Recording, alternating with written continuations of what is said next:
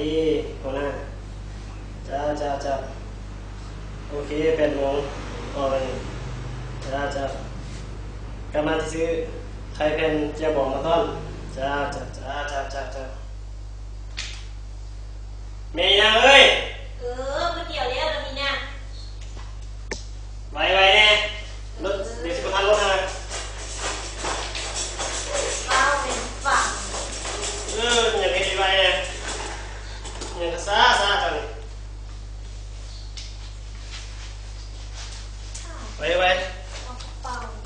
โอ้ยเตรียมเครื่องเต้นคืนนี่คุณนะ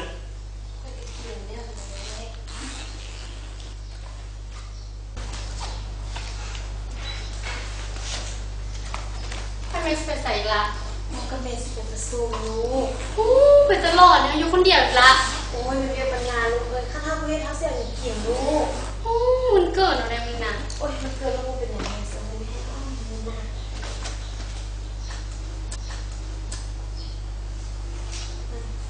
ทำนี่นี่เอ้าลูกเสือเลยใช่ไหมลูก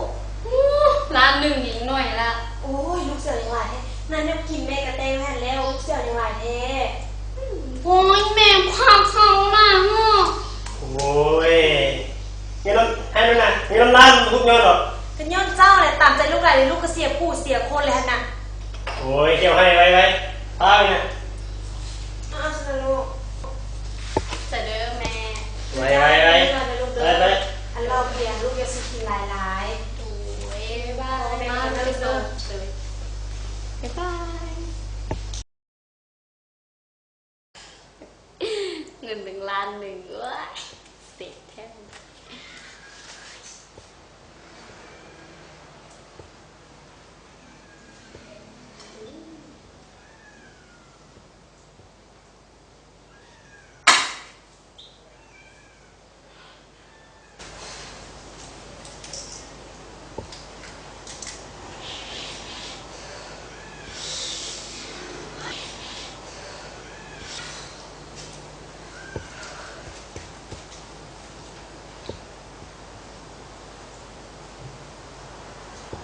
ฮัลโหลสวัสดีบ่าออกมาเลยเด้อ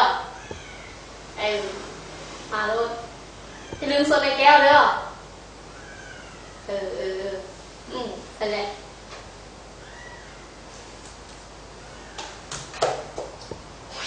ตื่นที่หักเลยพูดอะไรวะ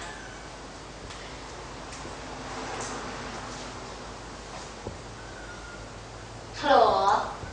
ที่ฮักออกมาเลยอ่ะอุ้ยพวกแม่เขาออกไปแล้วมาเดี๋ยวนี้ได้ช้อนนะเดี๋ยวดีเด้อเดี๋ยวบาย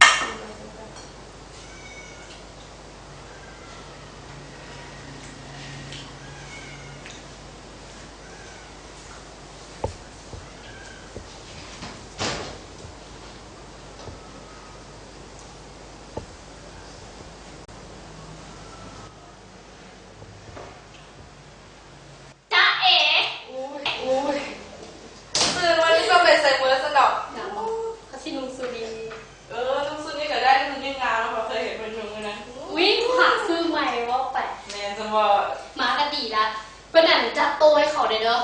ยังไม่ให้อย่างซักที่แต่แม่เขาแต่งกินไว้แล้วมันกับไปจัดโตไว้เดี๋ยวอยู่หันเด้อเปียกอยู่หันนะ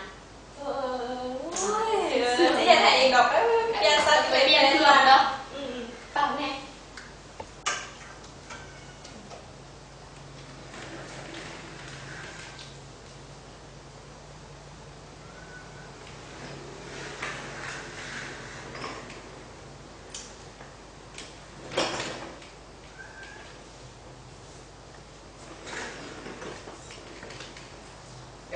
สาวสบายดีสบายดีเลยอ้าวคือมาพร้อมกันว่าพอดีเห็นอยู่ปากทางโอ้ย เขาสวยไงสวย เขาคิดว่าซีเฮ็ดจังไดนี่นะจับตุก โอ้เดี๋ยวขอจัดการเองไปรถที่เบียร์ เฮ้ เลย ยเดี๋ยวเขาจะไปเอาเบียร์ให้เด้อ ผมมีปัญหา ก็งานเขาเลย เฮ้ยเงินแฟนก็เหมือนกันเอา พอดีกว่านี่นะ สั่งหน้า เดี๋ยวไปเอาอีกก็ได้นะ กินให้หรอ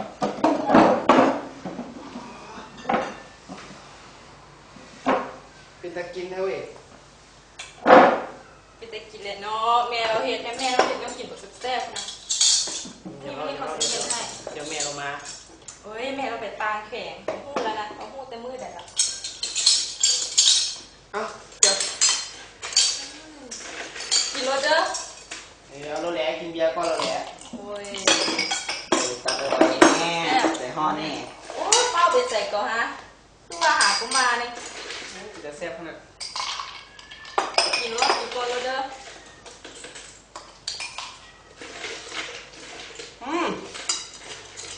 บุเสือเต้เห็ดเองนี่ อ้าวกระแท้แม่เราเฮ็ดอีหลี ที่ห้า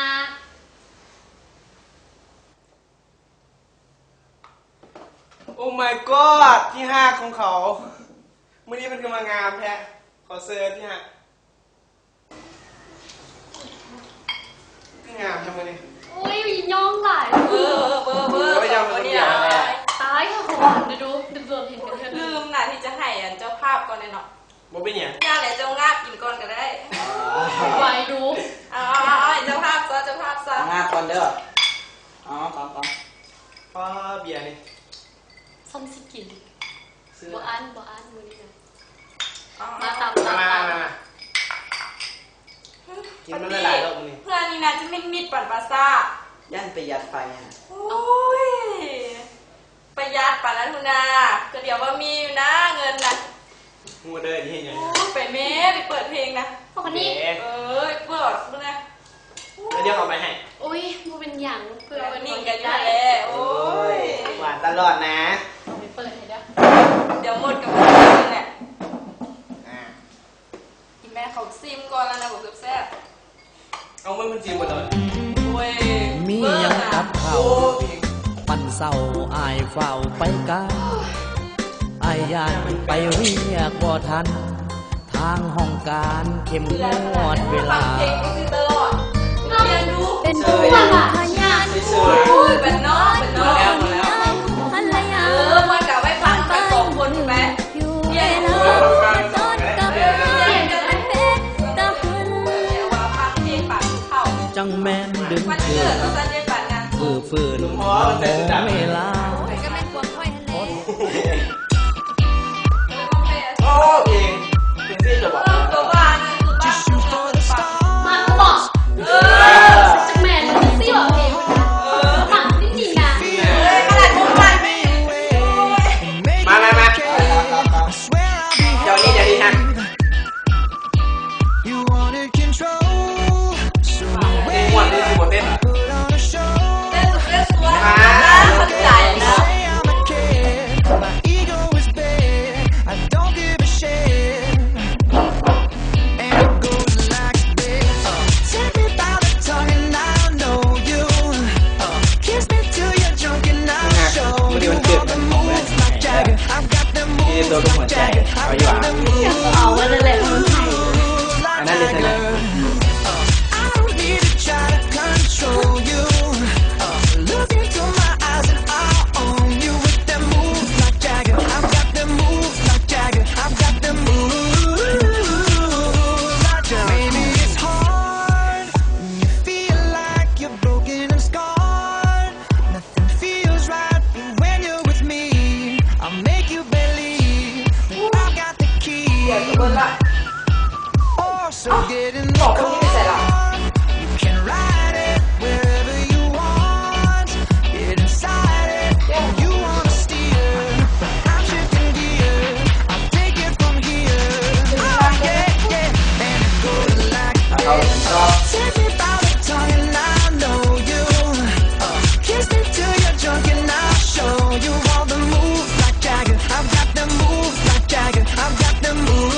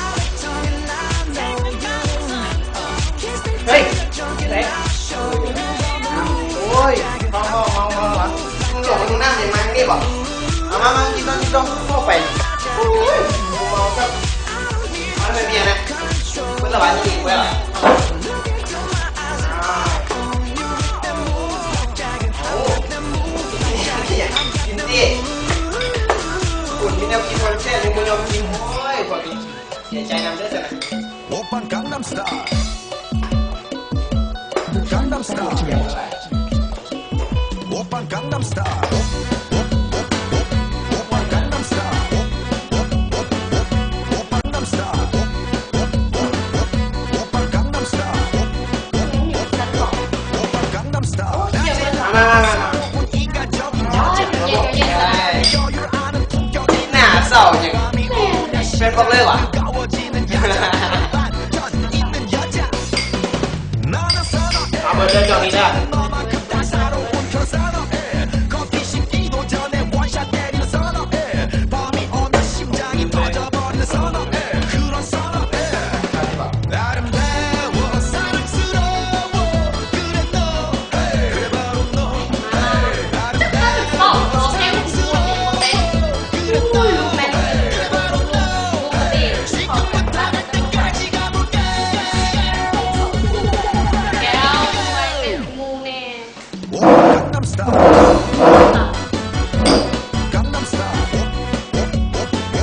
오빤 강남스타일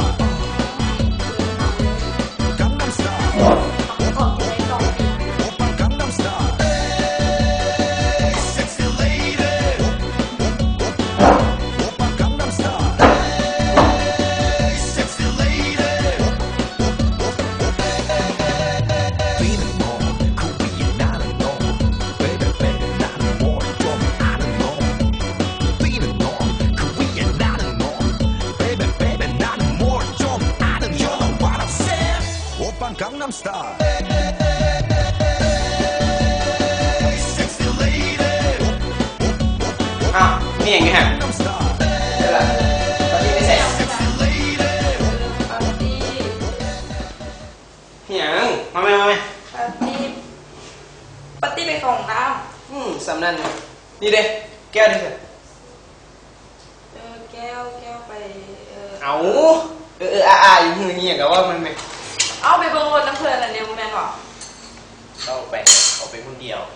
ว้าว สงสัยเขาเมาที่บอกเจ็บหัวแล้วเอามา เอ้ยเข้ามาอะไรเดียวมันก็ไร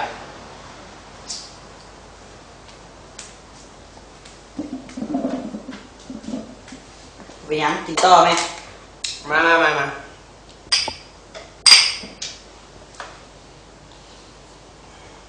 เบียร์แซ่บเลยมึง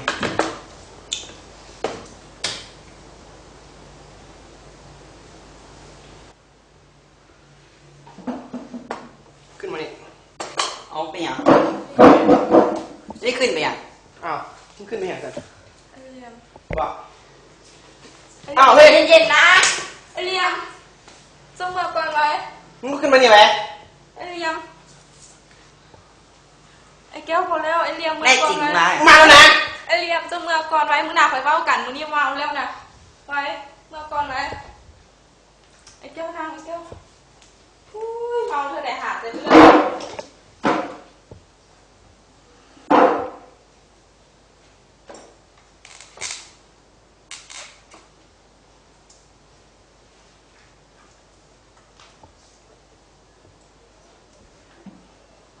โอ้ยสันเมือก่อนเด้อบ่มีอารมณ์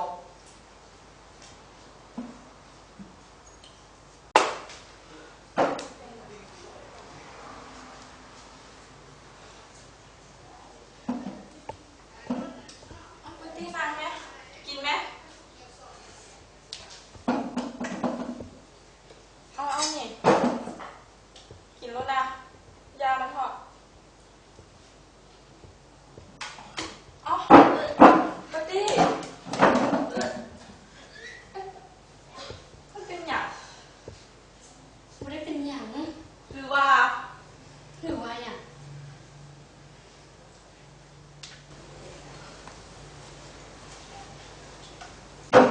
แต่ละเทือที่เพื่อนมีเพศสัมพันธ์มันก็ได้ป้องกันอยู่อ่ะ อุ๊ยใส่อย่างสิค่ะว่ะ ฮะโอ้ยจังใดแบบนี้นะ อย่าง ยูเพื่อนมันจะมีเครื่องมาแทงมึงเยอะอยู่อ่ะ เป็นจังไหนพวกกูเนี่ยเป็นคนตัวอย่างไหม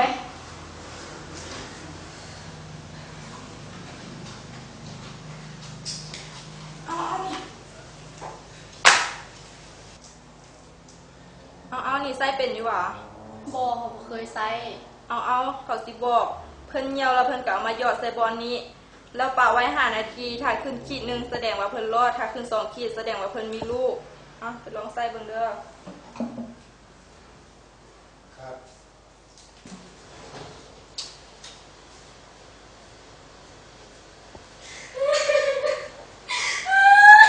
เอาปาตี้เป็นหยัง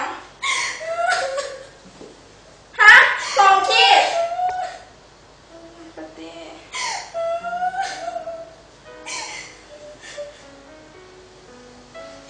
นี่แหละทานผู้ชมนี่คือผลสะท้อนจากการมีเพศสัมพันธ์โดยที่บ่ได้ป้องกัน ดังนั้นพวกเราที่อยู่ในวัยเรียนวัยศึกษาหรือวัยเจริญพันธุ์เราก็ควร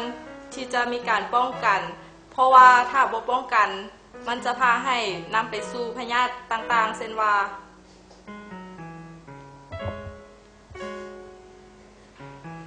พยาธิโรคเอดส์พยาธิหนองในพยาธิหอนไก่พยาธิซิฟิลิส